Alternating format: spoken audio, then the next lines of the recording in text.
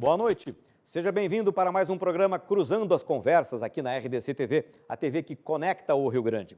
O nosso assunto hoje é emprego, ou melhor, o desemprego, esta mazela aí que afeta o Brasil há tantos e tantos anos. Os números variam conforme o Instituto, conforme a fase do ano em que a gente é confrontado com esses dados, mas a gente tem aí índices beirando os 11%, 12%, 13% de desemprego, o que tem dado uma estimativa de um contingente que varia de 12 a 14 milhões de desempregados. É muita gente, isso é um verdadeiro descalabro. As origens a gente sabe, é a questão estrutural, a questão da recessão que nós vivemos há tanto tempo, além de outros tantos problemas que remetem à qualificação dos nossos trabalhadores. As oportunidades de emprego estão diretamente relacionadas à capacidade que as pessoas têm de fazerem jus a estas vagas e honrarem a necessidade que aquela estrutura está exigindo em termos de capacidade de trabalho. E é exatamente sobre isso que nós vamos conversar hoje à noite, tendo aqui representantes das entidades que estão na linha de frente da formação de mão de obra e de lidar com os números do desemprego no Brasil e aqui no Rio Grande do Sul. Estão conosco esta noite o gestor de Relações Institucionais do CIEE, Centro de Integração Estudo Escola, Empresa Escola, perdão, Cláudio Inácio Bins, o gerente de Educação do Senai Rio Grande do Sul, Eliseu Ferrigo, o diretor do Trabalho, Emprego e Renda da Prefeitura de Porto Alegre, Leandro Balardim, e o gerente de Núcleo de Educação Profissional do SENAC, Rio Grande do Sul, Roberto Bertê. A sua participação é fundamental, como sempre. Nós pedimos que você participe com a sua opinião, com as suas perguntas, que você certamente terá colocações para fazer para as pessoas que estão aqui, que certamente têm as informações que você vai estar precisando. Então, você entra em contato conosco pelo facebook.com/rdctv digital ou então pelo WhatsApp, pelo número 99-815-9990. Mande para cá a sua indagação que a gente reproduz, coloca aqui na mesa para que você tenha uma resposta aqui ao vivo. Antes de iniciar essa rodada, eu gostaria de fazer aqui uma menção, não poderia deixar de fazer, porque hoje é um dia muito triste para a comunicação brasileira, para o jornalismo especialmente, que foi a morte do jornalista Ricardo Boechat num acidente trágico de helicóptero hoje em São Paulo. Boechat é uma marca, uma grife do jornalismo brasileiro que enluta a nação e que vai certamente fazer muita falta pelo papel preponderante que teve, aliás, um jornalista de uma geração, aquela geração que lutou tanto para que programas como esse pudessem existir. Portanto, a nossa homenagem a Ricardo Boechat, e eu ouso até parafrasear Getúlio Vargas, dizendo que Boechat agora deixa o jornalismo para entrar na história. Enfim, o Brasil deve muito a Boechat. Mas vamos lá então, eu gostaria de começar essa conversa remetendo a questão diretamente ao poder público no nível de Porto Alegre. Balardim, como é que tu percebes, estando à frente dessa área da prefeitura que tem que lidar com a questão de emprego, essa ansiedade das pessoas, a ansiedade do sistema produtivo com o qual a prefeitura tem contato, no sentido de perceber a ânsia por qualificação, por gente preparada para trabalhar? Boa noite a todos, boa noite aos colegas debatedores. Satisfação enorme em nome da Prefeitura Municipal de Porto Alegre estar aqui nesta inovadora TV, a RDC, e debatendo um assunto de significativa importância para a vida de toda a população que depende do emprego. E quem não depende do emprego, né? Então, de certa forma, o poder público ele tem várias maneiras de agir e interferir na vida das pessoas de uma forma que garante ou assegura ou permita que elas conquistem o emprego. E eu ressaltaria alguns destes itens que a gente tem o dever e o poder de interferir. Quando se fala em desemprego, se fala também em baixa escolaridade, que é o ponto focal número 1 pelo qual as pessoas têm dificuldade de acessar o mercado de trabalho. O ponto número 2 é a baixa qualificação ou capacitação profissional. E o ponto número 3 é a experiência comprovada do profissional para adentrar no mercado de trabalho. No item 1 e 2, no caso, a baixa escolaridade, a baixa capacitação, o poder público tem o dever, sim, de poder fomentar, induzir e proporcionar algumas ferramentas capazes de ajudar a auxiliar o cidadão a poder conquistar a sua escolaridade e a sua capacitação. Já na questão da experiência comprovada, já é um quesito mais avançado e mais além que possa permitir com que as pessoas, elas por aí em seguida, né, conquistem o trabalho formal porque a experiência comprovada ela vem com a oportunidade, a forma com que uma empresa, uma indústria, uma instituição possibilita o primeiro emprego, o segundo ou o terceiro, que qualifique ela e capacite ela efetivamente. Pois é, tu citaste a questão da educação e eu, dando uma pesquisada hoje de tarde, conferindo algumas informações das demandas que o setor produtivo tem, e uma das colocações mais frequentes é a deficiência no ensino médio, que é ali que realmente se percebe a possibilidade de dar alguma capacidade funcional para a pessoa ter, né? Essa percepção se tem também? Tem, e o ensino é gratuito, né? Então, existe o difícil acesso, em algumas regiões pode ter, mas escolaridade, a busca por ela, o EJA, fazer alguma forma de que tu conquiste a sua educação, ela é acessível. Não dá para dizer que não se consegue estudar ou fazer o ensino fundamental médio no Brasil hoje. Tem algumas dificuldades em algumas regiões, tem alguns acessos que são mais longínquos para que se possa permitir o acesso à educação, mas não dá para dizer que a pessoa não vai conquistar, né? Então, muito dessas jovens hoje em situação de desemprego estão em razão de que ou não tiveram oportunidade, e isso está mais na população mais idosa, que não pôde, que ao invés de estudar teve que ir trabalhar, teve que ir para algumas atividades laborais, teve que ir para campanha, teve que ir para ser doméstica, enfim, e deixou o estudo de lado. Mas hoje a nossa juventude ela tem essa possibilidade de estudar e não ficar na ociosidade. Então isso realmente afeta um significativo número da nossa população entre os desempregados, das quais os jovens é a maioria, né, dentre os desempregados, né? Então veja bem, se a gente tem um índice de 10,4% de desempregado ou 11%, digamos assim que destes 13 milhões de desempregados, 4,1 milhão é jovem na faixa etária de 18 a 25 anos. E isso é muito preocupante. E a gente tem também um outro dado que é para lá de preocupante, que é, por exemplo, o nível de emprego com carteira assinada, ele tem se mantido estável para baixo nos últimos anos. Em compensação, o emprego informal está fazendo uma compensação, entre aspas, nefasta nisso. A gente tem cada vez mais gente na informalidade, trabalhando por conta, né, daquela maneira que não se integra naturalmente ao setor produtivo, é uma coisa sem controle, né? Enfim. Eu queria perguntar para o Bertê, que é o cara que dirige o SENAC, que envolve comércio, que envolve também muita coisa de serviço, né? O quanto impacta essa realidade no setor hoje? Sem dúvida nenhuma. Boa noite, Azeredo. Boa noite a todos os colegas debatedores aqui. É um privilégio estar aqui debatendo um assunto tão importante e tão relevante quanto esse.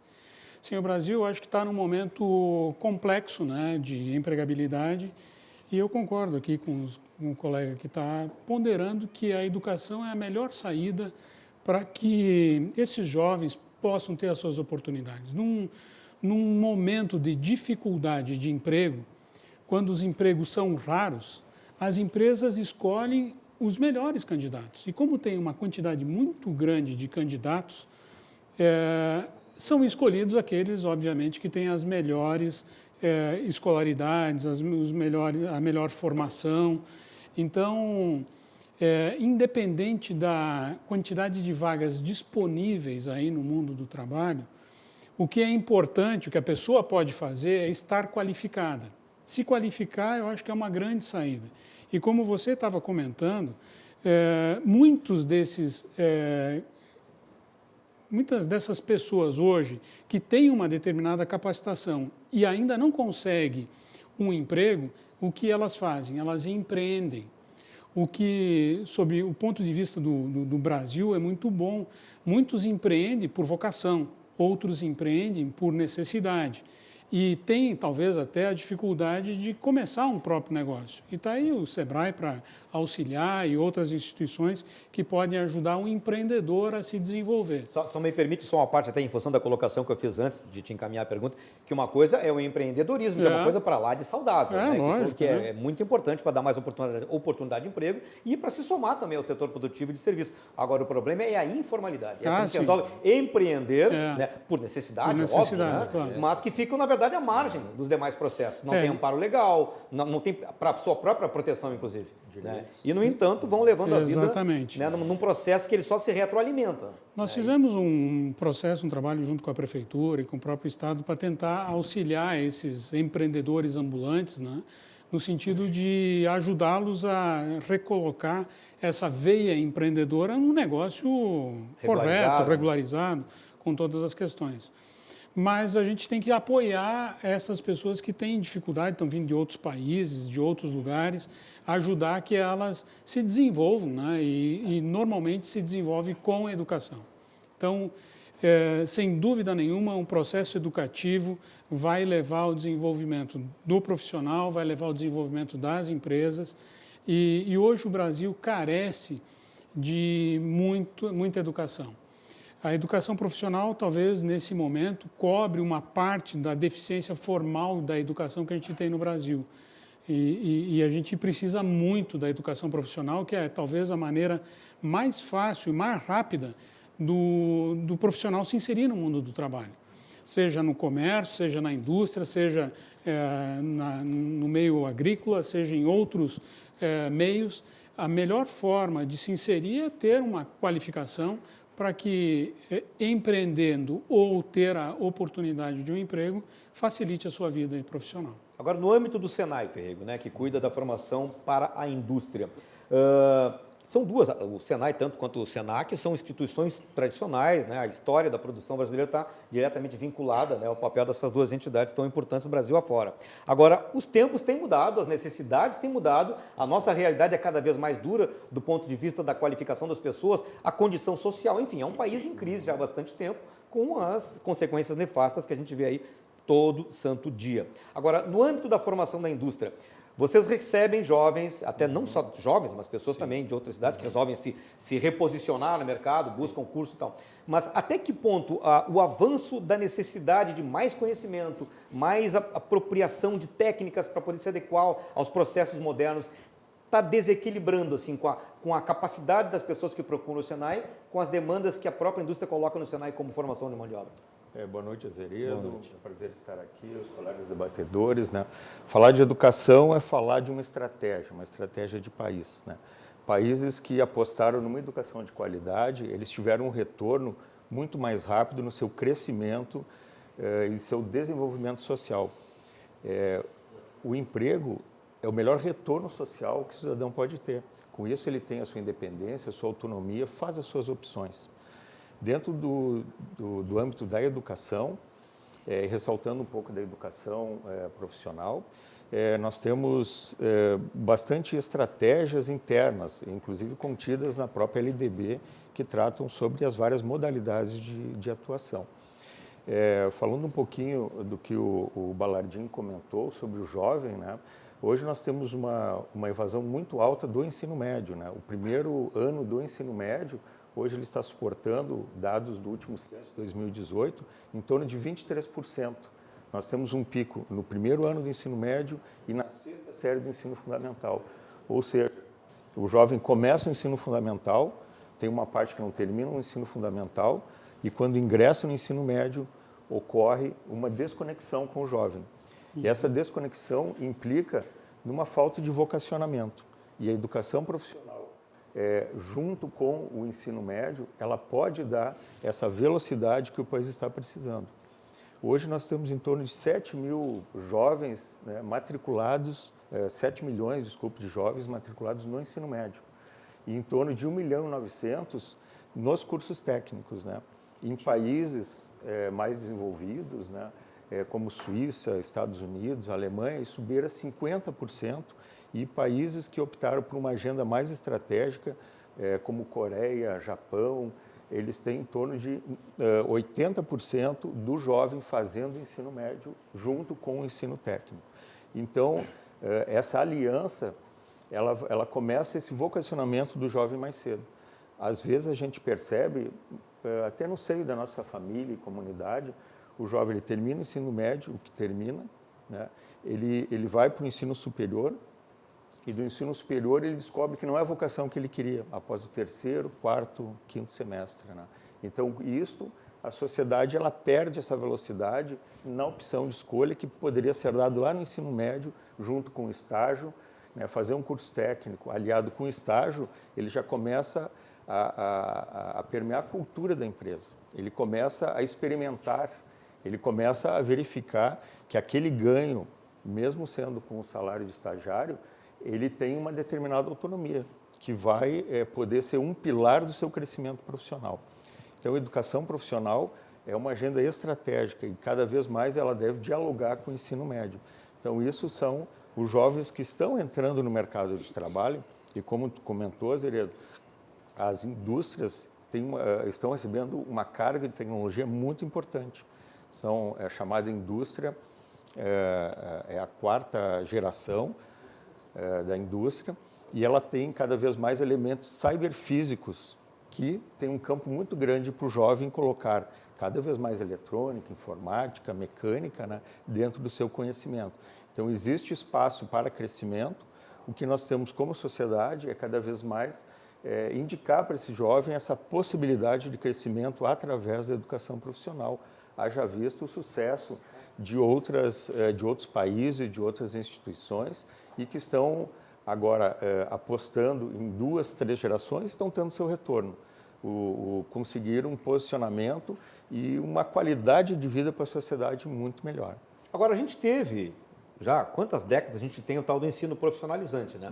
Mas a impressão que eu tenho, eu passei por esse tipo de curso, vocês também devem ter passado, mas a impressão que ele é um tanto, parece que ele está ali mais para cumprir uma imposição burocrática do plano de ensino daquele momento, daquela etapa de vida do país, mas parece que ele não dialoga, na verdade, com o mercado e com as necessidades do mercado. Parece que terminou ali aquele segundo grau, a pessoa é como se não tivesse feito aquilo, né? De uma maneira geral. Essa é uma impressão que me ficou. Porque a gente não vê, quando se trata dos números de emprego, uma associação muito clara de causa e efeito, né, entre aquele pessoal que teve os tais dos cursos profissionalizantes, em horários alternativos, mas obrigatórios, né, e depois, a partir dali, pôde tomar um rumo determinado em termos de carreira.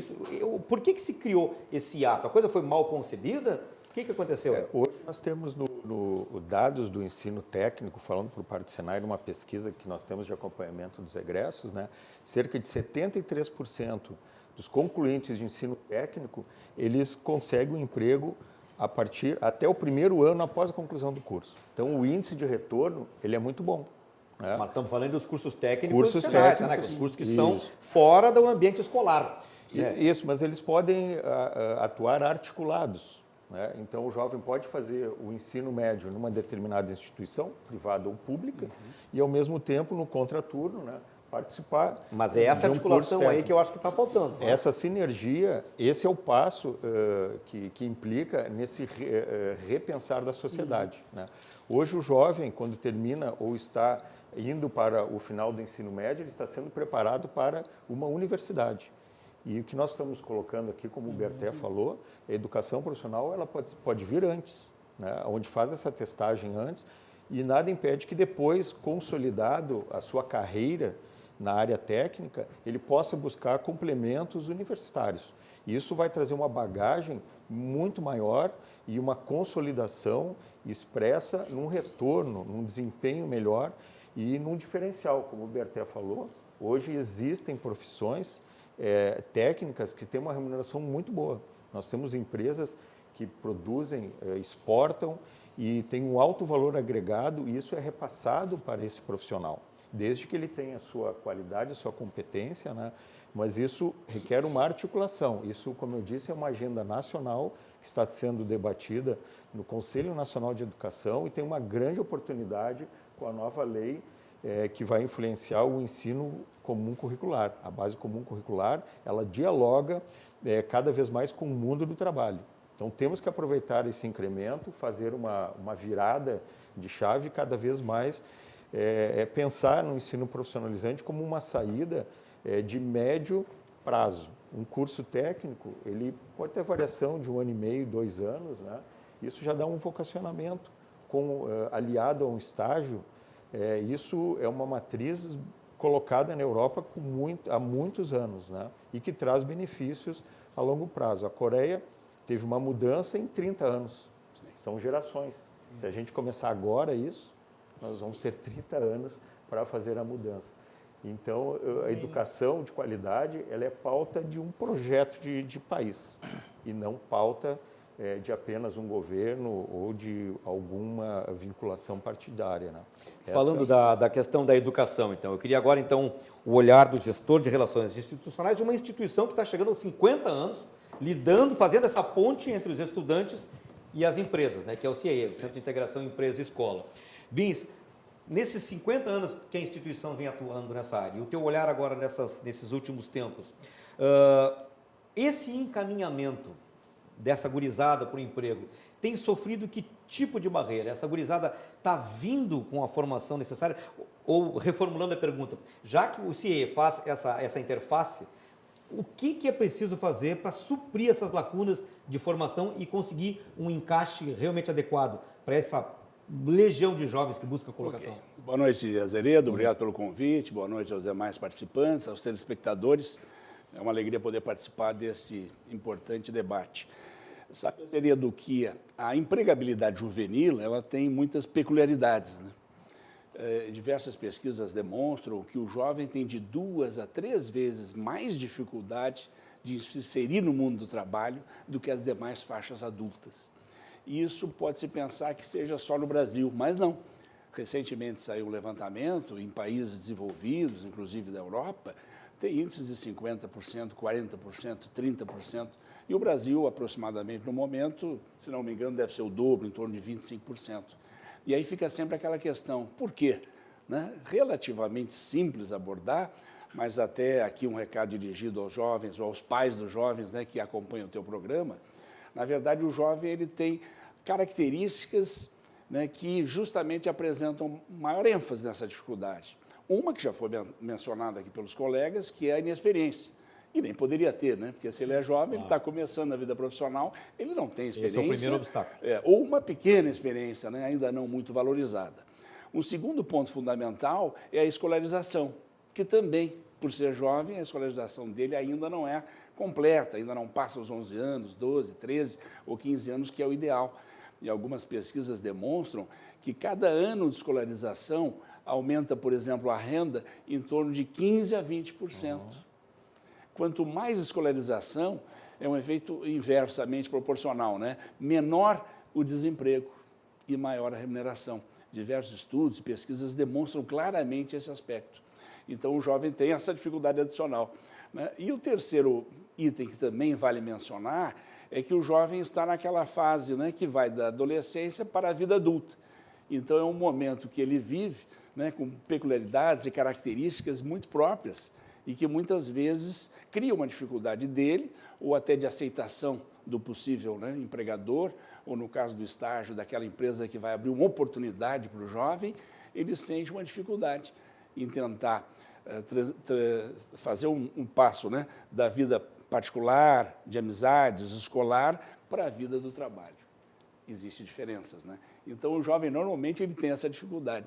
E a saída, entre aspas, né, é sempre o quê? O estudo, o conhecimento, a educação, tão bem mencionado aqui pelos colegas. Essa é a saída.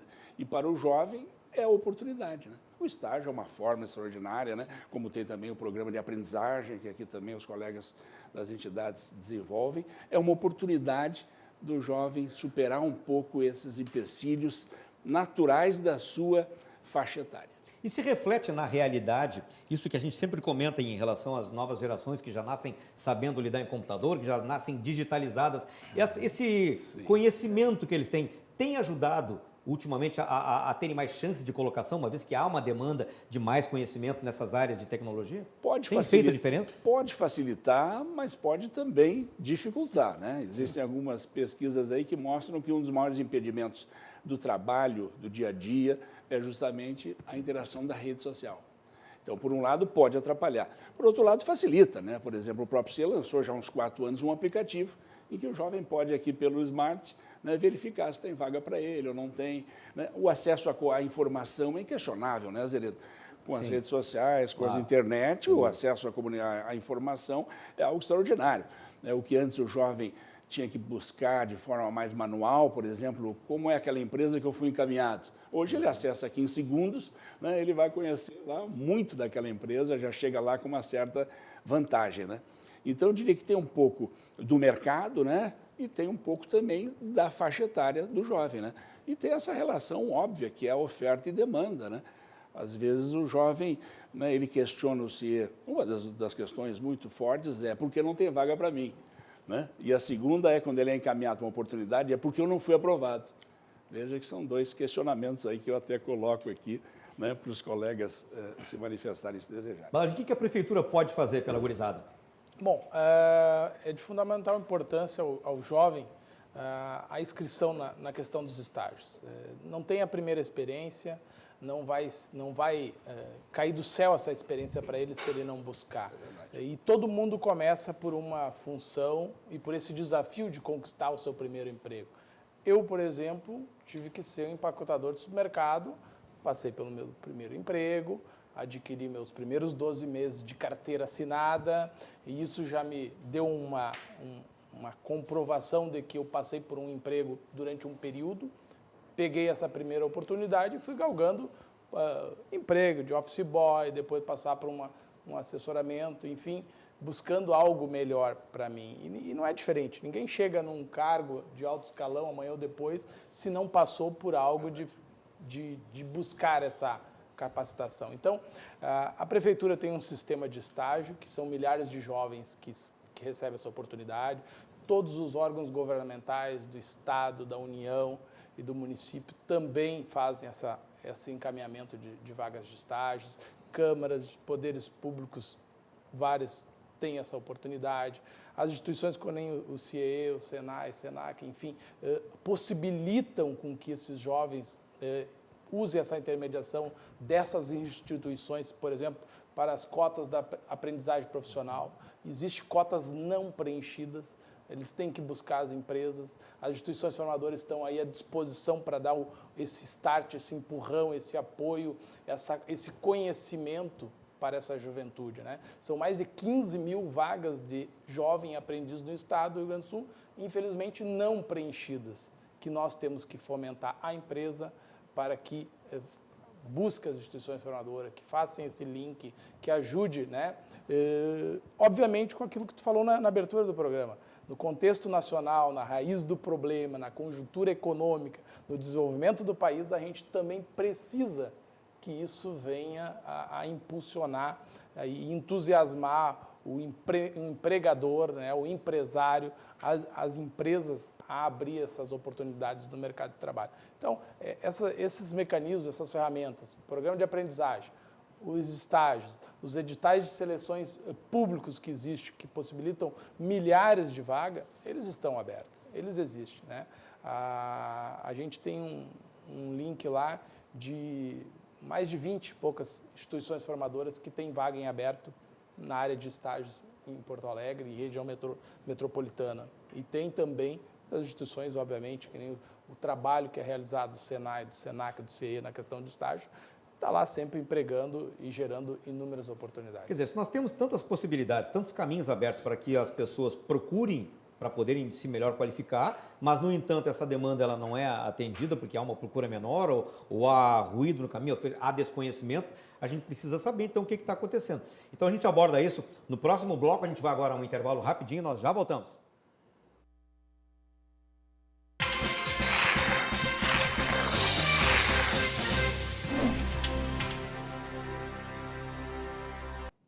Cruzando as Conversas está de volta e essa noite estamos discutindo a questão do desemprego. Como trazer novas oportunidades de trabalho, como trabalhar a questão da qualificação, como criar um novo cenário para que os jovens e os não tão jovens possam se reinserir no mercado, possam entrar no mercado, possam resgatar a sua dignidade através de um emprego decente, estável, que dê uma remuneração minimamente digna.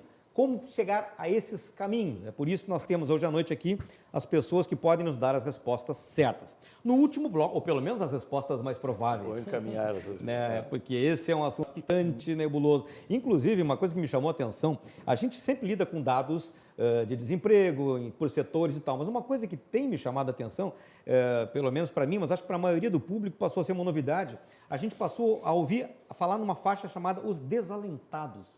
Que eu acho que isso é uma das coisas mais tristes que a gente pode ter num país que tem uma situação de desemprego, que são aquelas pessoas que são um contingente enorme, que hoje é algo em torno de 4, 5 milhões de pessoas que simplesmente desistiram de procurar emprego ou de buscar formação ou de... Elas vão fazer qualquer coisa, mas não querem mais. A esperança se esvaiu. Azeredo sabe que na juventude tem a geração nem-nem, né? Que nem estudam e nem trabalham. Pois então, isso é uma coisa que é preciso ser atacada. Isso é a maior preocupação, né? Porque se eles não estudam e nem trabalham, como eles não estudam, vão ter mais dificuldade ainda de conseguir uma colocação. Pois então, como é que a gente pode dar uma sacudida? Claro que a gente vai estar sempre dependendo do poder público em fomentar políticas de educação, né, que estimulem realmente uma formação mais qualificada, mas a gente sabe que esse é um problema histórico do Brasil, que ainda, mesmo que se tenha tido nos últimos anos aí, tentativas de qualificar mais, de aprimorar o ensino tanto fundamental quanto o médio, já não vou nem falar do superior, porque já é uma outra esfera, mas enfim, aquela formação básica, ela ainda é muito deficiente no Brasil, né? E aí, como lidar com esse problema básico e fazer que saia dali gente pronta para atender ao que a economia precisa, ao que a sociedade precisa em termos de resposta, mão de obra qualificada? Azeredo, se me permite, eu queria resgatar um pouquinho essa tua última fala aqui com o que o Eliseu trouxe antes do intervalo. Eu quero voltar um pouquinho no processo da educação brasileira. Nós estamos vivendo hoje a última LDB, a Lei de Diretrizes Básicas da Educação Nacional, que foi promulgada em 96. E ela dividiu a educação brasileira em duas grandes partes. A educação formal, que é o que a gente conhece, né? Ensino fundamental, ensino médio e educação superior, dividiu em 3 partes. E a educação profissional, que é formação inicial e continuada, cursos técnicos e educação superior também, especialmente com os cursos tecnólogos, que são cursos de educação superior, mas com uma carga horária menor e um tempo de formação menor. Essa é uma nova organização educacional que o Brasil está vivendo e, como o Eliseu comentou, nós ainda estamos com um pouco de dificuldade de entender que os cursos técnicos, a orientação técnica, sem dúvida nenhuma, é uma das grandes saídas. Nós vivemos um momento aqui que faltou mão de obra, né? A gente chegou a um momento que deu um apagão de mão de obra no Brasil. Eu não sei se daqui um pouco, se a gente não tiver um aquecimento da economia, não vai ter um novo apagão de mão de obra, porque as pessoas precisam ser qualificadas. E especialmente nesse nível técnico, o nível técnico ou de qualificação é importantíssimo. A gente está acostumado a ver jovens fazer e trilhar uma carreira bacana, bonita, terminando o ensino médio, metade desiste, metade não continua seus ensinos, e aqueles que continuam os ensinos vão para a educação superior, sem, no entanto, trabalhar o ensino técnico, que é, hoje no Brasil, uma grande fonte de receita para profissionais e que certamente há uma grande necessidade de oportunidades aí de emprego no mundo do trabalho hoje. Só porque tu falasse, me chamou a atenção uma coisa, já ouvi isso várias vezes. Existe um preconceito arraigado na sociedade que o ensino técnico é algo... Ah, não, ensino técnico é uma coisa muito... Meu diploma é uma coisa. O ensino técnico, ele é visto com desdém, comparando-se ao ensino superior? Não chamaria com desdém, mas eu diria que a nossa cultura, ela foi uma cultura bacharelesca desde a chegada do Dom João. Diploma acima de qualquer coisa. Bertê, alguns anos atrás, Azeredo, você fez uma pesquisa com os jovens das escolas de ensino público, principalmente, que é a grande parte dos nossos usuários dos programas de estágio de aprendizagem, e, para nossa surpresa, a maioria, grande maioria, queria ir para o ensino superior. Enquanto que se esperava que parte desta poderia e deveria ir para o ensino técnico primeiro, né? Não que não vá adiante no ensino superior, né? Mas que fizesse o ensino técnico primeiro. E depois, então, ou ficaria como um técnico ou passaria para uma outra etapa. Mas, para nossa até mesmo surpresa, mais de 90% queriam o ensino superior. Exatamente esse ponto, porque o ensino técnico pode ser feito concomitante com o ensino médio. Então, o aluno e depois profissional pode fazer o curso, o ensino médio, junto com um técnico. Isso não impede dele fazer a educação superior depois, Exatamente. De forma nenhuma. Mas ele já teria possibilidades de empregabilidade muito mais rápida. Muito mais Ele rápido. começa, como nós estávamos falando antes, vislumbrar uma carreira. Ele faz essas testagens, ele entende aonde ele tem habilidades, onde ele pode melhorar suas habilidades, né? E, principalmente, como tu comentou, dentro da educação profissional nós temos muitas metodologias profissionais. Então, qual é a diferença que nós tínhamos? E o Brasil é um país muito novo, nós temos 500 anos, perto de outros países milenares, onde tem o ofício que era transmitido do mestre para o aprendiz. Então, sempre teve uma valorização diferenciada em relação a nós quando fomos descobertos, né?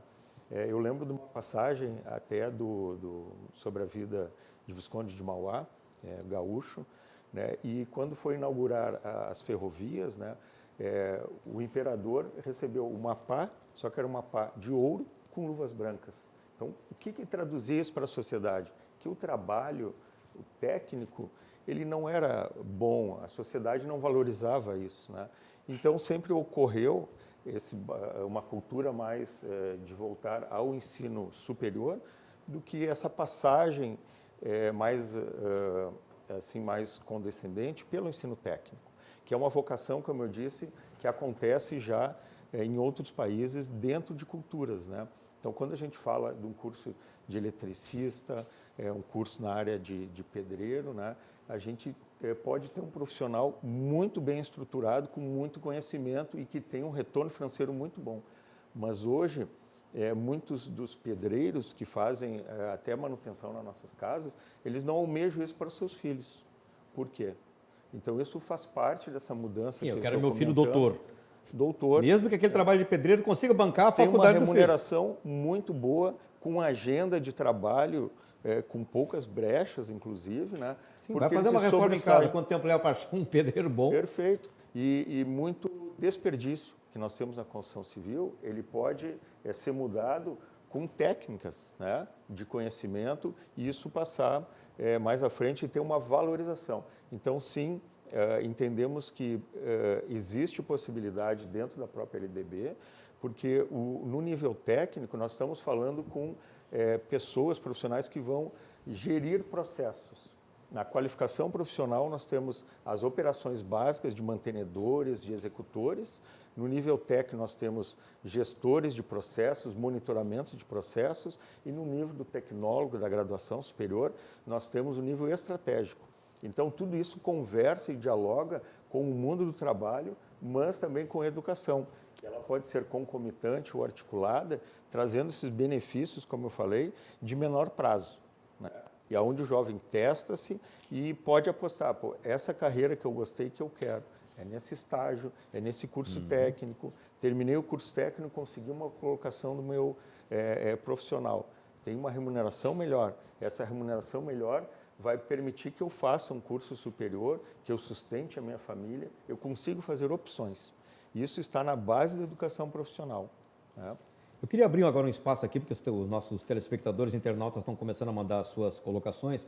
Eu vou ler uma primeira aqui, da Mariana, aqui de Porto Alegre. Ela diz o seguinte: claramente, um profissional bem-sucedido não é só aquele que consegue boas oportunidades, mas aqueles que receberam estímulo para conhecimento e agregação profissional desde cedo, entendendo como funciona o mercado de trabalho, as responsabilidades de um funcionário dentro de uma empresa, através de programas como o Jovem Aprendiz, por exemplo. Entretanto, observa que ambas as partes, empregador e estagiário, nessas duas partes, a função acaba virando apenas preenchimento operacional para a empresa e ganha-pão do jovem profissional.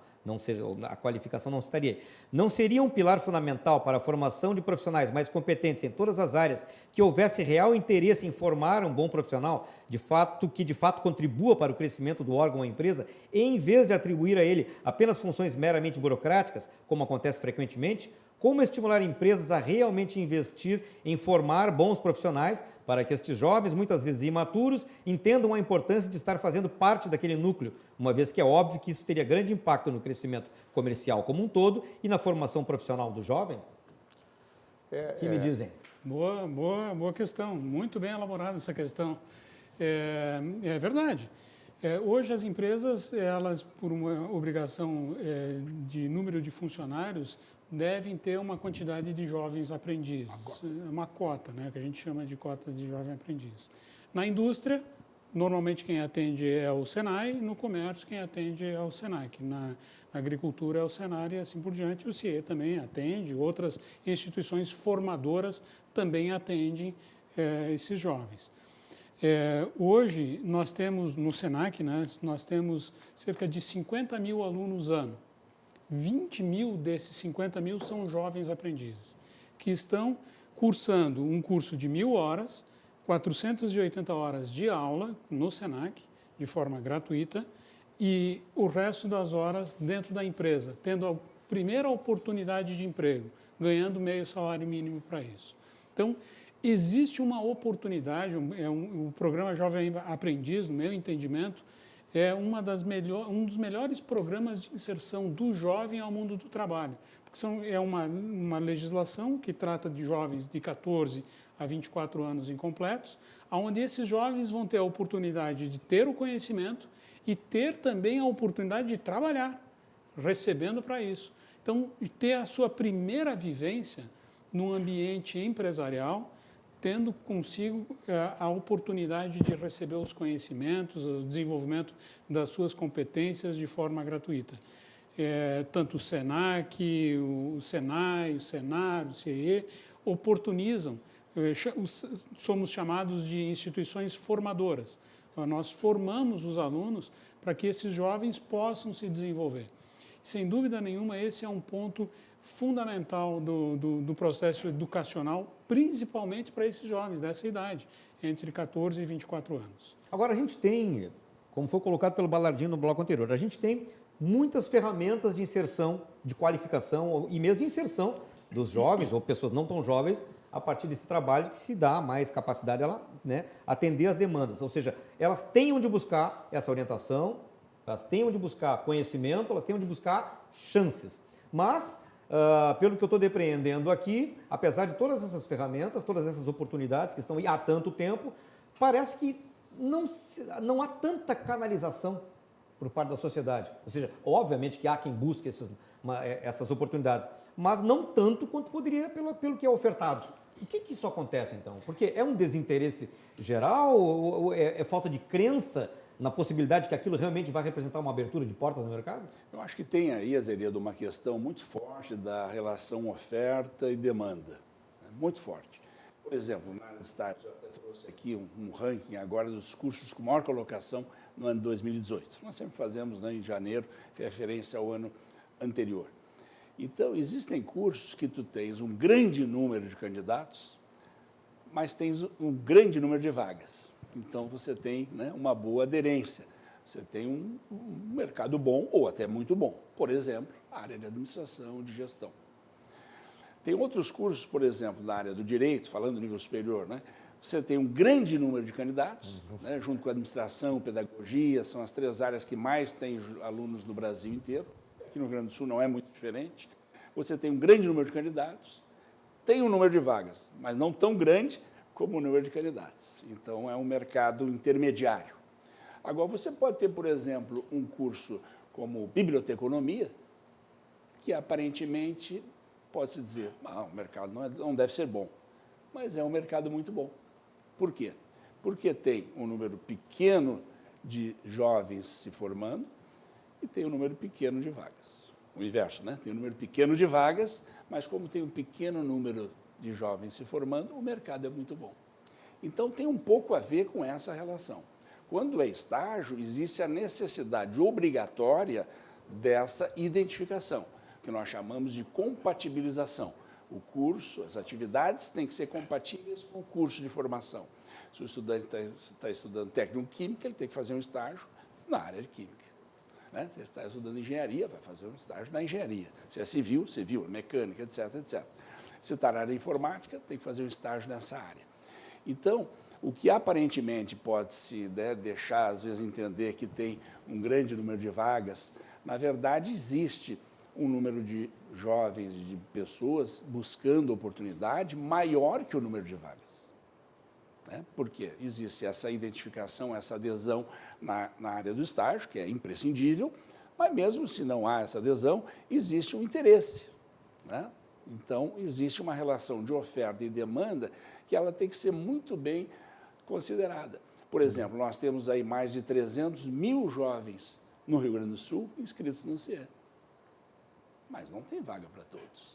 Agora, essa informação, né? E aí eu queria até remeter para o Balardim, que trabalha na prefeitura, na área de trabalho, pode dar uma percepção disso também. Essa informação, ela não tem que estar lá na escola para que, olha, gente, nesse momento o mercado, a realidade direciona para tais e tais campos, as oportunidades estão em tais e tais universos, então é para cá que vocês têm que se focar. E essa informação, ela circula no meio estudantil? Na prefeitura isso acontece?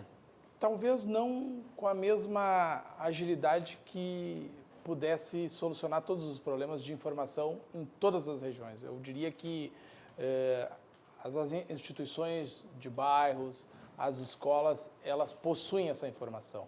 Mas a gente está hoje na era de que tudo é digital, todo mundo tem acesso à internet, todo mundo tem o celular, eu não acredito nisso. 50% do povo está no chão de fábrica, está com dificuldade, não tem acesso à internet. Não tem. Pode ter um celularzinho ou outro, mas a gente sabe o custo que é para ter esse equipamento e que me custa para estar com ele conectado agora 24 horas por dia, né? Então, a população toda não tem. Existe muita desinformação. E muito excesso de informação também, que mesmo que o Carelinha esteja aqui, pensar a informação que seja aquela que realmente importa é bem complicado. A pessoa tem que ter um norte, tem que ter uma orientação para isso. Né? E quando chega, às vezes a pessoa chega lá na unidade da prefeitura, eu vi aqui uma oportunidade de vaga de estágio, chega lá de 2016, 2017, com a informação caducada. Né? Então, a gente tem que cuidar muito com essa informação, muito rápido e ociosa já nos dias atuais. Então, existe o Cine da Prefeitura, existem as instituições, a FASC, existem órgãos públicos de desenvolvimento social, são mais de 300 mil cadastros sociais que têm contato direto com a Prefeitura, com política pública social, que têm acesso a essas informações. Mas eu, pescando um link aqui das profissões, Azeredo, se me permite, claro. Eu cito um exemplo que ocorre desde o ano passado na nossa unidade do Cine, que atendeu 101 mil pessoas em 2018. 101 mil pessoas pedindo emprego, buscando oportunidade. Nós abrimos lá por dezenas de vezes uma vaga que exigia como pré-requisito conhecimento em metrologia, e eu remeto ao Senai. Metrologia, operador de CNC, fresagem, essa oportunidade. Uma empresa aqui da região metropolitana abria mais de 100 vagas. Todo mês a gente tinha que reabrir porque ela não conseguia preencher. E nós persistimos.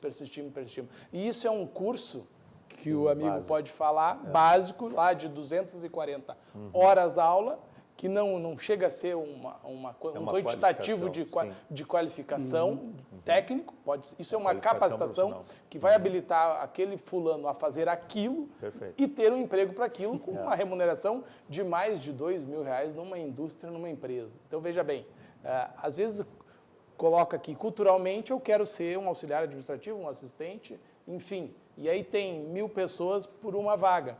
Enquanto na área do fresagem, lá da CNC e o operador de metrologia, tem menos pessoas para as vagas disponíveis no mercado. Então, culturalmente, aquele cidadão, por exemplo, que foi pedreiro, o filho pode querer ser pedreiro, mas ele não quer para o seu filho que ele seja, no seu futuro, um pedreiro. Mas o filho quer e ele acaba não estudando, e ele acaba virando um pedreiro e assim por diante. Então, acho que quem diria, por exemplo, em Porto Alegre, que há 10 anos atrás tivesse, como tem hoje, mais de 1.100 empresas de pet shop. É uma profissão que pouco se vê, cursos técnicos, capacitações no mercado no dia a dia.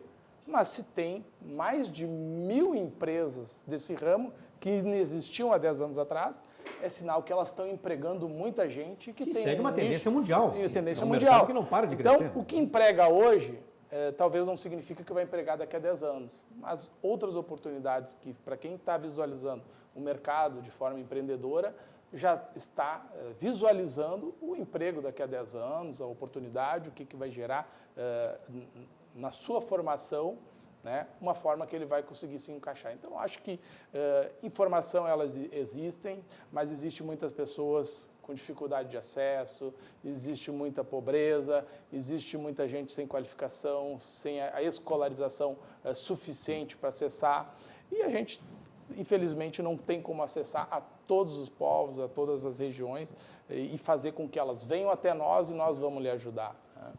O que também parece... Desculpe, o cenário nacional que estavas comentando, nós fizemos uma pesquisa entre as 10 ocupações, são projeções de cursos técnicos entre 2018 e 2021, porque a economia, ela realmente está mudando. Como nós falamos do acesso da indústria 4.0, que é uma grande tendência cada vez trazer o mundo, o cyberfísico, né, que é uma parte digital dentro das empresas, numa grande movimentação harmônica e com projeções futuras, né? Nós temos, por exemplo, especialista em promoção de produtos e vendas, técnicos de controle de produção, técnicos de planejamento e controle de produção, técnico em eletrônica, técnico em eletricidade e eletrotécnica, supervisores da construção civil. Construção civil, vocês percebem, onde tem uma obra, a quantidade de carros que os funcionários têm. Antigamente vinham a pé, vinham de ônibus. Então, a remuneração, ela melhorou em função das suas especialidades, né? Então, esse crescimento previsto de 35 mil novos empregos, 22 mil novos empregos, 21 mil novos empregos, elas seguem tendências e dados relativos a pesquisas, né? Então, o jovem, ele tem que colocar dentro do seu quadro, e faz parte do nosso papel como sociedade, no ensino médio, alertar famílias, alertar os próprios jovens e os professores, né, dessas novas possibilidades, né? O que acontece muitas vezes é que o jovem não tem essa informação e a maioria do jovem, ele quer trabalhar, por exemplo, no shopping, né? Quando ele se depara que no trabalho do shopping ele vai trabalhar de segunda a domingo, ele começa a repensar, assim, poxa, é legal eu visitar, eu encontrar meus amigos, eu comprar na loja, mas é isso que eu quero para mim? E ele pode descobrir outras profissões na área da indústria, outras áreas de serviço, como nós falamos na área de pet shop, né, que são mais novas e mais modernas. Mas cada vez mais isso está aliado à matemática, a conceitos de redação, interpretação de texto, porque o jovem, ele, além de ter acesso à parte de informática, ele tem que saber se expressar. E se expressar é uma redação, é se comunicar, são as chamadas soft skills que o jovem tem que ter. Cada vez mais habilidade de trabalhar em equipe, aceitar o pensamento, muitas vezes contrário de um outro colega, praticar o não julgamento para poder crescer na sua profissão. Isso tem que ser elemento abordado no ensino médio, já dentro de uma cultura para se preparar para a sua carreira profissional. Isso nós temos dentro da metodologia, na educação profissional, na metodologia do Senai, e com grandes índices de retorno, de sucesso, né? O que a gente entende que quando desenvolve um curso, nós temos que ouvir a empresa, a necessidade da indústria. E essa necessidade é traduzida numa metodologia que é colocada no dia a dia do aluno. Hoje nós temos realidade ampliada que o aluno usa dentro do celular. Antigamente ele era proibido de levar o celular dentro da sala de aula. Hoje é um elemento de conexão, né, dentro da educação profissional. Como o Bins colocou também, colocar um aplicativo, inserir o meio digital dentro da tecnologia da educação. Muitas vezes o ensino médio, ele não comunica isso, não tem a conexão e a gente perde aquele jovem evade, né? E isso tem um dano muito grande para a sociedade, porque parte da informalidade, ela é advinda da falta da escolarização ou escolarização tardia. Quanto mais tempo o jovem demora para se formar, isso também tem estudos que apontam, 1 ano a mais de escolaridade impacta em 20% de chance de aumento da receita daquele emprego, porque ele teve 1 ano a mais de escolaridade. Isso acontece em países, né, já desenvolvida a sua educação profissional. Informação e conhecimento, isso ninguém questiona mais, é absolutamente fundamental, não adianta, as pessoas têm que acompanhar o ritmo das transformações.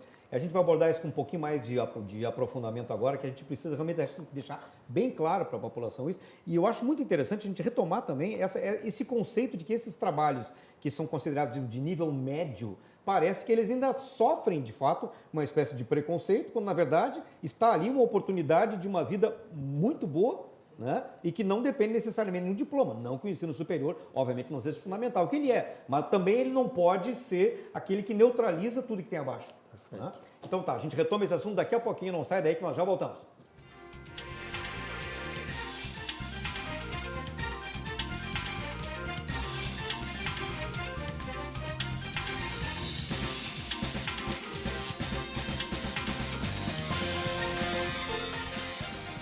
Estamos de volta com o programa Cruzando as Conversas, discutindo o histórico problema do desemprego. Ou melhor, estamos agora, a essa altura do programa, tentando já encontrar caminhos para resolver a questão do emprego. Sim, o ter emprego, ter perspectivas, ter esperança na construção de uma trajetória profissional, que a pessoa possa ter dignidade, possa ter uma vida decente, possa ter futuro. Estão conosco hoje aqui o gestor de Relações Institucionais do CIEE, Centro de Integração Empresa-Escola, Cláudio Inácio Bins, o gerente de Educação do Senai do Rio Grande do Sul, Eliseu Ferrigo, o diretor do Trabalho, Emprego e Renda da Prefeitura de Porto Alegre, Leandro Baraldim, e o gerente de Núcleo de Educação Profissional do SENAC do Rio Grande do Sul, Roberto Bertê. Nós falávamos agora há pouco aquela questão de que existe uma dificuldade das pessoas compreenderem que um trabalho não necessariamente considerado pelo que aquilo que a sociedade enxerga, esse é um trabalho de mais nível, é um trabalho de doutor, de formado, tendem a ser mal vistos, tendem a ser desprezados ou então, no máximo, vistos como uma atividade passageira até que se consiga algo melhor. Quando, na verdade, a pessoa, ao não dar importância desses trabalhos de nível médio, por assim dizer, pode estar abrindo mão de uma carreira bem remunerada, uma carreira segura e que possa trazer tudo aquilo que a pessoa quer, às vezes até que ela não conseguiria num determinado curso superior, que por questões circunstanciais de mercado, pode não estar atendendo aquelas necessidades. Eu queria recolocar essa questão aqui, porque, por exemplo, a gente também ouve dizer que a pessoa vai, um exemplo que eu citei agora há pouco, a pessoa vai, vou tentar a vida nos Estados Unidos, vai fazer o quê? Não, lá eu posso trabalhar como marceneiro, como encanador, como pedreiro. Tá, então lá pode, aqui não. É claro que são realidades diferentes, mas então por que a pessoa pensa com tanto estímulo lá e acha que aqui é uma coisa que ela não merece para si? Por que a gente vive essa cultura ainda? Eu trago o que nós conversamos um pouquinho sobre o ofício, né? O ofício ele tem um outro viés, um outro entendimento e uma aceitação na sociedade de países mais desenvolvidos, porque existem tradições. Então, antigamente nós tínhamos o ferreiro que fazia as armaduras dos combatentes que iam numa guerra. Nós tínhamos o marceneiro que fazia barcos, até na época dos vikings, para atravessar oceanos. Ele tinha um respeito daquela aldeia, daquela comunidade. Sim, a sociedade precisava visceralmente daquela pessoa. Precisava, e qual era o modelo de transmissão do conhecimento? Com um aprendiz, com uma ou outra pessoa que ele vocacionava. E entendam, isso continuou e continua ocorrendo na Europa. A Europa tem conceitos, os países asiáticos também, e no Brasil, com a juventude do país, a gente tem que buscar esse caminho. Esse caminho passa pela educação profissional, como a gente está abordando desde o início do nosso debate aqui, porque é uma forma mais rápida de acesso e que ela permite o crescimento de carreira, essa testagem. E muitas vezes, como a própria Mariana comentou, a empresa ela começa a perceber que aquele jovem que não tem a experiência, mas ele traz algumas outras facilidades, seja no mundo digital, numa forma diferente de fazer um determinado trabalho. Então, o jovem permite uma oxigenação na empresa. Nós tivemos um caso de sucesso com uma grande empresa do polo petroquímico, onde a gente desenvolveu um curso na área de petroquímica. E a empresa, o que a empresa fez? Ela analisou à frente várias empresas do polo num caminho natural, que é a aposentadoria de pessoas, é uma reciclagem, e estabeleceu que de tanto tempo eu preciso ter tantos jovens formados, pessoas que venham novas no mercado, né? E inclusive nos apoiando o Senai nesse desenvolvimento dessa ação. Então, como a Mariana comenta, quando a gente faz um planejamento de médio e longo prazo, na substituição, que é uma substituição natural, na legislação da aprendizagem fala de 5% a 15%, porque é um número natural, 5% de uma renovação dentro de uma empresa. Então, se a gente tem isso planejado, acontece uma substituição e a empresa tem um crescimento, tem um desenvolvimento a seu favor, e trazendo um olhar diferenciado. O jovem, ele traz sempre um questionamento, ele questiona regras. E isso é muito bom para a empresa, porque muitas vezes a pessoa começa a fazer um trabalho automatizado, automático, a gente sempre fez dessa forma. E o jovem pergunta, mas por que eu faço dessa forma? Por que tu não pode fazer de outra forma? Por que tu não pesquisa isso de uma outra forma? Olha, eu ouvi dizer que tem essa tal situação. E a empresa, ela tem que ter essa abertura. É uma relação ganha-ganha nesse crescimento, né?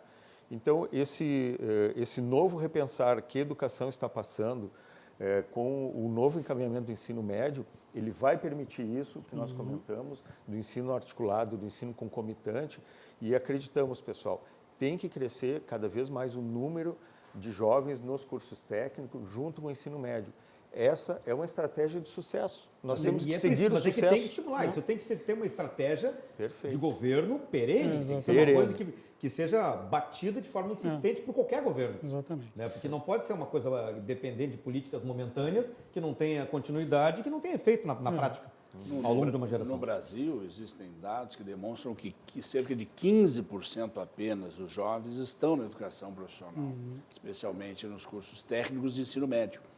Então, realmente, é uma questão cultural e cabe a cada um de nós, como instituições, e eu diria até as famílias, né, estimularem que aqueles jovens que possam buscar efetivamente a sua capacitação através dos cursos de educação profissional.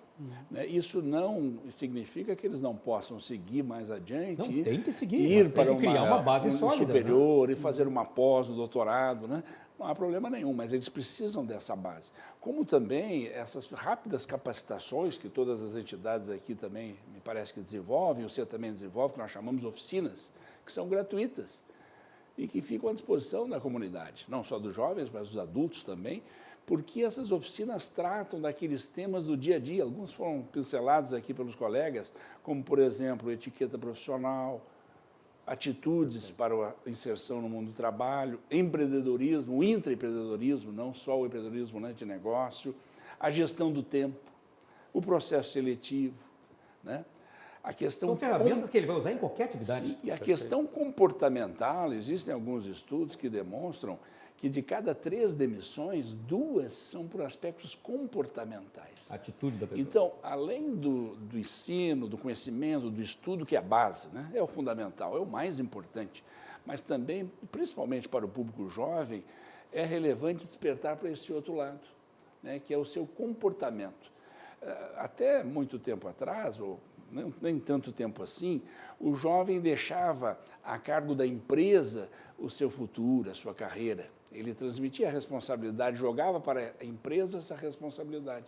Enquanto que hoje ele tem que ser muito mais protagonista dessa mudança, né? Ele não está mudando de função muito mediante a sua condição, a sua atitude, o seu comportamento, né? A sua busca. É a tal da por proatividade. desafio. É a tal de proatividade. E isso faz muita diferença, né? Não só as organizações devem oferecer boas oportunidades e, dando possível, criar estímulos para que as pessoas se motivam e, dessa forma, sejam mais producentes e sejam mais felizes, mas também, né, o indivíduo deve buscar fazer a sua parte. E isso, às vezes, foge, né? A tendência do ser humano jogar para o outro, né, a responsabilidade. Então, fica aqui, Azeredo, também esse registro que os jovens busquem, né, através dos sites, aqui dos portais, do próprio CIE e das demais, busquem essas capacitações que estão aí, e gratuitas, né? Isso é muito importante ser dito, porque, como disse nosso colega representante da Prefeitura, Balardim, existe, né, um número muito grande de jovens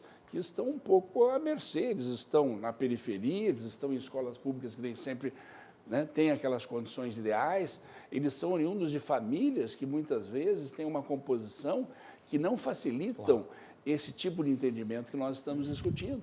É muito comum nós termos hoje famílias de uma mãe com 4, 5, 6 filhos, quer dizer, 2, 3 vezes maior que a média nacional, que não chega a 2 filhos, né? E na mesma casa, sem nenhum pai, e vários pais diferentes e sem nenhum presente.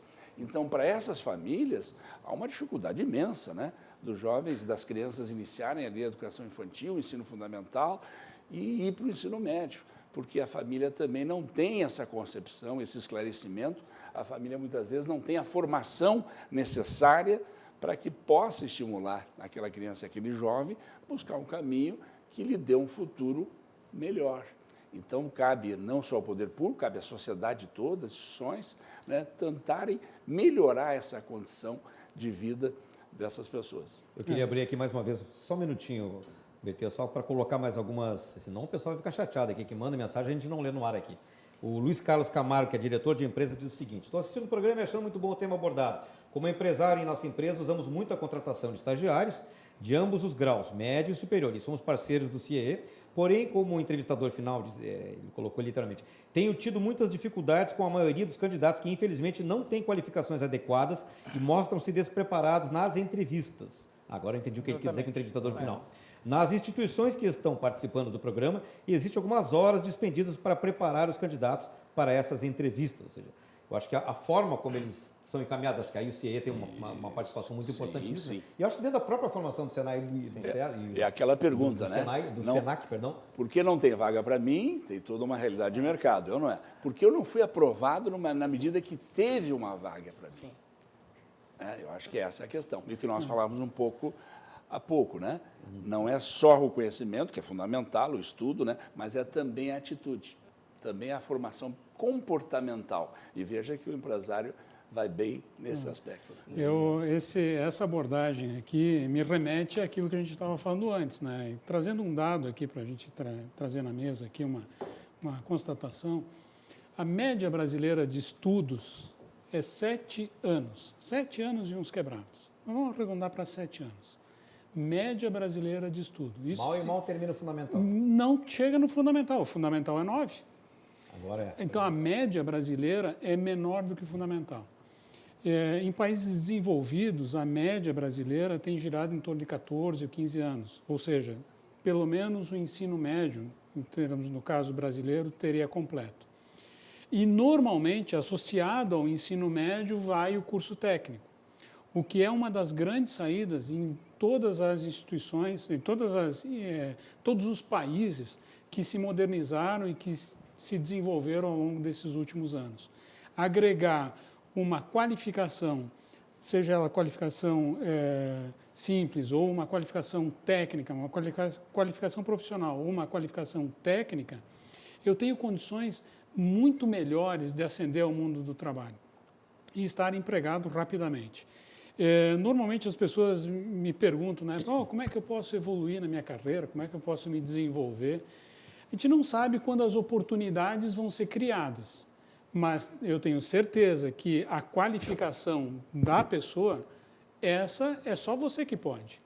Então, é uma questão de atitude. É uma questão de atitude. Você precisa estar preparado para qualquer oportunidade que venha logo a seguir, que você vai ter a sua chance de ter ou um melhor emprego, ou o primeiro emprego, ou o segundo emprego, ou uma evolução na carreira profissional.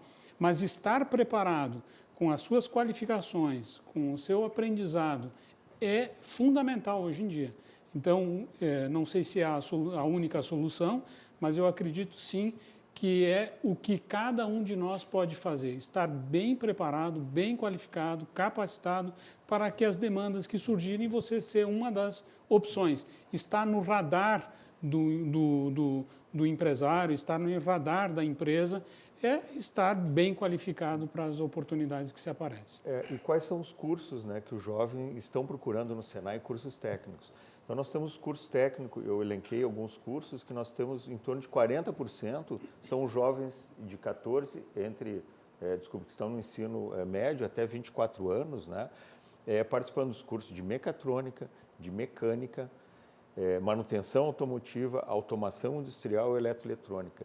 Mecatrônica e automação industrial, ele permeia indústrias e até área de comércio de empresas de pequeno, médio e grande porte. Então, a empregabilidade, ela se dá desde um nível de uma empresa muito mais estruturada, que pode ser uma indústria de grande porte, ou de uma pequena e microempresa, onde está desenvolvendo um determinado dispositivo, uma determinada solução e que pode ser lançada no mercado.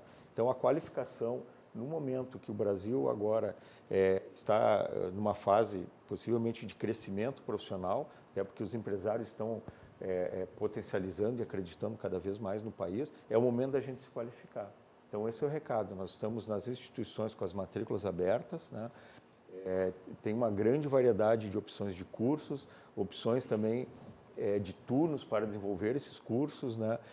E a gente conversou bastante sobre isso e é o papel nosso, da comunidade, da sociedade, instigar o jovem a se qualificar, a aproveitar esse momento que ele pode ter uma trajetória, uma carreira com rendimento e uma independência financeira logo ali na frente, que vai fazer ele tomar mais opções e outros caminhos na sua vida.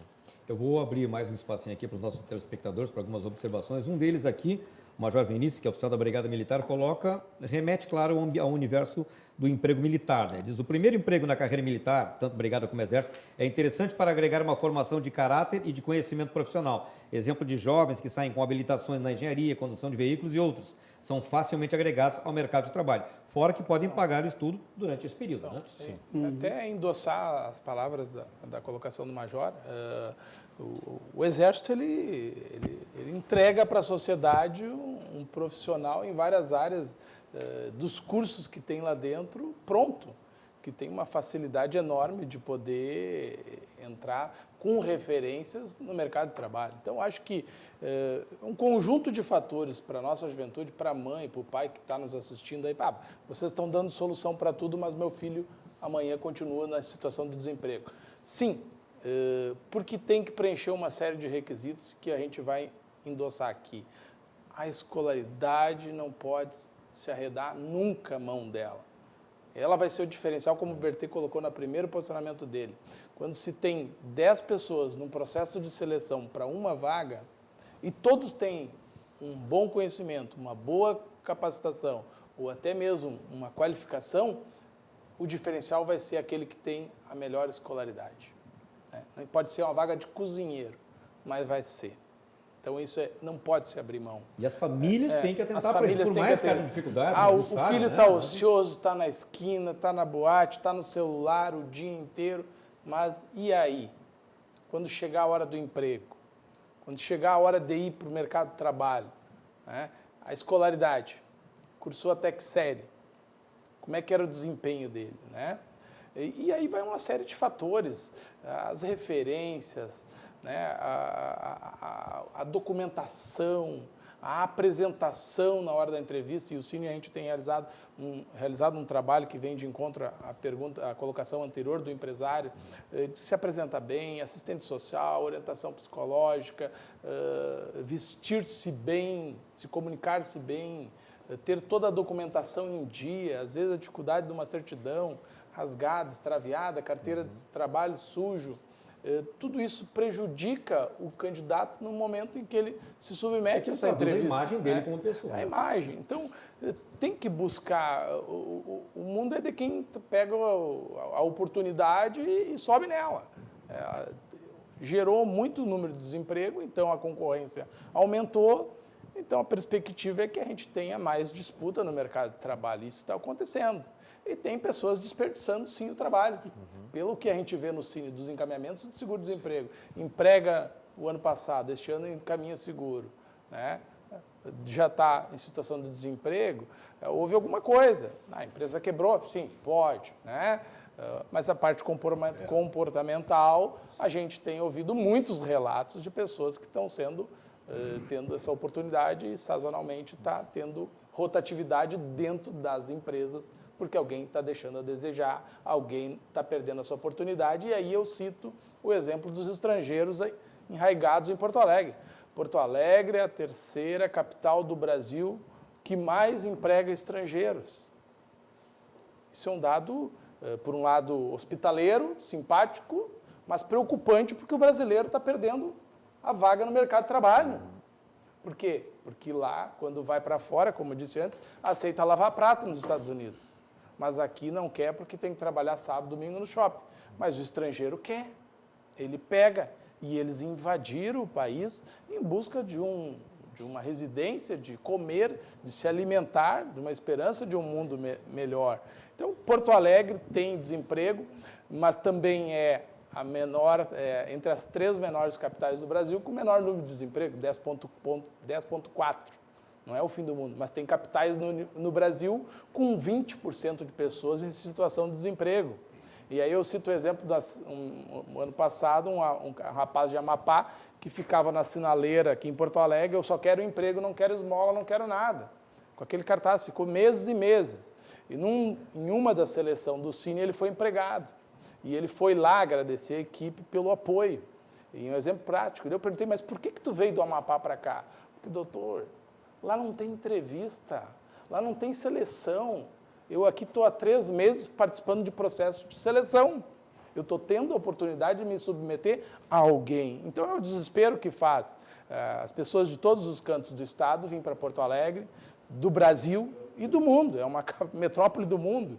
Então a gente, se não basta a dificuldade de emprego para os nossos, a gente ainda tem que confortar e compartilhar essa disputa com as pessoas do mundo todo. Então o cidadão tem que se atualizar, tem que buscar informação, o pai e a mãe, está vendo o jovem lá que está indo para a sua cidade, que deu o caminho, né? Todos nós somos responsáveis, não é só o poder público que vai resolver, as instituições dando oficina de graça, cursos de graça, capacitação de graça. Nós montamos no mês passado, a Escola do Trabalhador, a RDC foi lá e divulgou, no Cine da Prefeitura, as máquinas à disposição, com internet, computador, sala climatizada e um auxiliar para ajudar a pessoa a criar o e-mail, o login e poder cursar os cursos de capacitação de 40 horas. Né? Então, mais que isso não tem o que fazer, a pessoa tem que ter a vontade de buscar. Tem que ter humildade, né, Aladim? É muito importante que o candidato tenha humildade para reconhecer as suas limitações, o momento de vida que ele está no momento vivenciando, né? E a sua preparação, que ainda não é aquela, né, ideal. Veja, voltando um pouco para as empresas, um dos maiores questionamentos que as empresas fazem, é quase uma reclamação, né, é que os candidatos não têm interesse. Aí a gente fazendo uma avaliação um pouquinho mais profunda, será que o candidato acordou cedo, se arrumou, pegou um ônibus, foi até lá, fez uma entrevista, esperou um pouquinho? Será que ele não tem interesse? Ou ele não conseguiu expressar o seu interesse? Né? Então, ele tem uma atitude inadequada para aquele momento. Né? Ele não se preparou para aquele momento, a tal ponto da organização achar que ele não tem interesse. Então, ele tem interesse, mas não consegue transmitir isso para o candidato. Então, muitas vezes, né, o candidato perde a oportunidade e não sabe por quê. Zeredo, queria comentar também que, pela essa telespectadora que falou das organizações militares, existe um projeto que é o Programa Soldado Cidadão. Ele existe há bastante tempo e traz a capacitação, a qualificação para o militar que está engajado e que depois ele vai voltar à sociedade. Então, isso é uma parceria que existe com o Senai, com o Senac, é muito importante para aquele jovem que muitas vezes ele vem sem uma qualificação, ele tem normas e comportamentos adquiridos dentro da organização militar e tem um complemento da capacitação. Então, são programas perenes que eles fazem a diferença na sociedade. Então, quando esse jovem ele volta para o âmbito da sociedade, ele volta com uma profissão, ele volta com um ofício, como eu comentei antes, né? E ali com uma situação de comportamento e hierarquia muito importante, que muitos empresários reconhecem a falta disso hoje para o jovem que está no ensino médio. Né? Então, a questão comportamental, aliada à qualificação, ela pode trazer um benefício também para a sociedade. Então, essas parcerias de longo prazo com instituições perenes que fazem trabalhos relevantes, também tem que ser sempre pautado e estimulado cada vez mais, né, para melhorar sempre a qualificação das pessoas. Ou seja, a gente sabe que o poder público tem o seu papel fundamental de impulsionador, de conscientizador, de dar estrutura para a sociedade poder encontrar os seus caminhos, mas se a coisa não acontece no âmbito das famílias estruturadas ou não, das pessoas que estão lá orientando os jovens ou não, né, aí é difícil, né, porque aí remete à questão da atitude. Isso para qualquer atividade é preciso ter esse apoio. E isso aliado a uma educação minimamente razoável, a pessoa tem ferramentas básicas para poder chegar. Acho que na área do comércio é a mesma coisa. Bom, um fato importante que está sendo levantado aqui na mesa e que, sem dúvida nenhuma, vai fazer muita diferença numa entrevista ou numa possibilidade de emprego, é o comportamento. Então, o comportamento, a ética, a maneira respeitosa, o fato de ser correto, hoje em dia está tendo um valor muito grande. E a gente já imaginava que isso ia ser de berço, né? Que as pessoas já pudessem vir estruturado das famílias. Eu acho que algumas situações no Brasil demonstraram que eu acho que a gente precisa trabalhar um pouquinho mais nesse aspecto, deixando as pessoas e os profissionais cada vez mais com sentimento de corretude, de ética profissional, de desempenho, porque sim, os colaboradores, muitos dos colaboradores são desligados por comportamento. Eles são contratados pela técnica e são desligados pelo seu comportamento, na grande maioria dos casos. É claro que existem reduções, momentos de encolhimento da economia, que é preciso fazer algum tipo de ajuste no grupo de trabalho, mas normalmente se escolhe aqueles que não têm um comportamento tão bom quanto se esperaria. E isso hoje em dia precisa se reavaliar. As pessoas precisam olhar para isso com um cuidado muito grande, aonde o comportamento faz a diferença. Aquele brilho no olho de uma entrevista talvez seja muito mais factível do que as pessoas que chegam lá desestimuladas ou que querem ganhar um benefício sem o envolvimento completo na sua atividade. Eu acho que o comportamento, a atitude, sem dúvida nenhuma, aliada com a educação, vão ser decisivos hoje numa contratação ou até numa possibilidade de empreender.